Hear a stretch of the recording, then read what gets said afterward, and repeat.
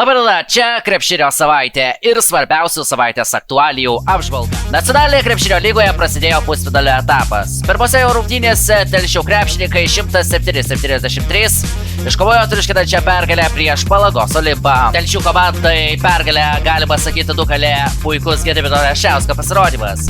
23 metų krepšininkas pelnė 29 taškus ir surinko 32 naudingumo balus. Tai rezultatyviausias Leščiausko sezono pasirodymas. Per pusantro kėlinio žemaičiai įgijo įspūdingą pranašumą 47-18. Antroji rungtynių dalis virto tik formalumu. Telšių komanda pusfinalį pasiekė lemiamose ketvirtfinalio rungtynėse įveikusi Kauno rajono Omegą.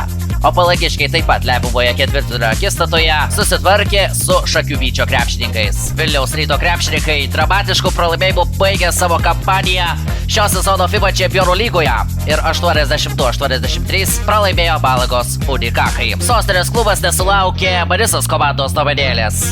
Pastaroji ekipa paskutinėme antrojo etapo mače 81-104 neprilygo Stambulo Galatasaray, o tai reiškia Ryto tarptautinio sezono pabaigą. Rungtynių finišas dramatiškiausias akimirkas pasiekė paskutinėmis minutėmis, kai rezultatas buvo lygus. Paskutinėmis rungtynių akimirkomis Rytas atsiliko 1 taško skirtumu. Tuomet tik Sarkiūnas prarado kamuolį, o po jo pražangos varžovų žaidėjas Taisonas Peresas stojo prie baudų metimo linijos. Pirmasis metimas buvo taiklus, antrasis ne, o tai reiškia, kad vilniečiai per likusį laiką nesugebėjo surengti rezultatyvios atakos. Dramatiškas scenarijus susiklostė ir pirmoji Kauno Žalgirio išvyka Eurolygos dvikovos savaitės metu. Kauniečiai po atkaklios kovos ir pratęsimo 86-96 nusileido Monako klubui. Rungtynes kauniečiai pradėjo įspūdingai ir vienu metu pirmavo net 15 taškų.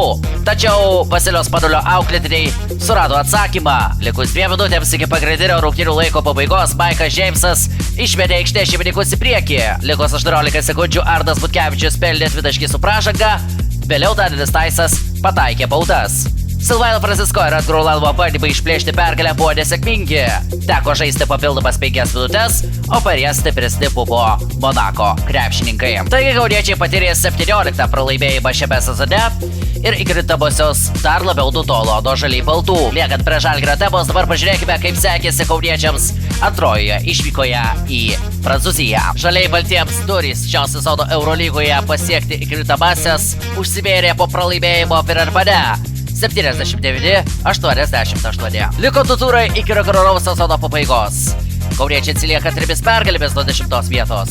O tai reiškia tarptautinio sezono pabaigą jau po 2 savaičių. Didžiąją rungtynių dalį šeimininkai pirmavo, tačiau Žalgiris nepasidavė.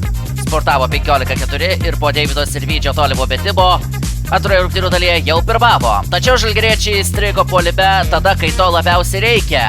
O šaltakraujiškai rungtynes užbaigęs Asvelis iškovojo pergalę. Silvainas Francisko pralaimėjusiems surinko 19 taškų ir atliko 8 rezultatyvius perdavimus. Laurino Birčio-Kraitė 18 taškų ir 8 atkovoti kamuoliai.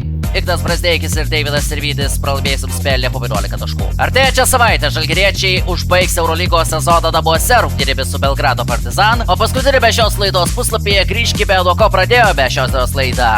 Nacionalinėje krepšinio lygoje startavo antroji pusfinalio serija.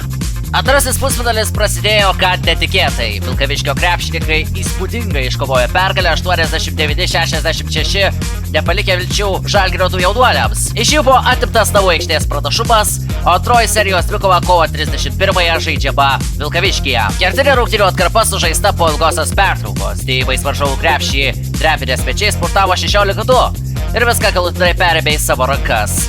Buvo įgyta 23 taškų persvara, kuri liko ir pasibaigus rungtynėms. Nojus Vaivada nugalėtojams pelnė 16 taškų, Bryce'as McBride'as pridėjo 14, o Giedriaus Starkevičiaus Kraityje 12 taškų. Apie NKL pusfinalius kalbėsime ir kitose mūsų laidose. O šią mes baigiame. Ačiū, kad žiūrėjote. Irgi.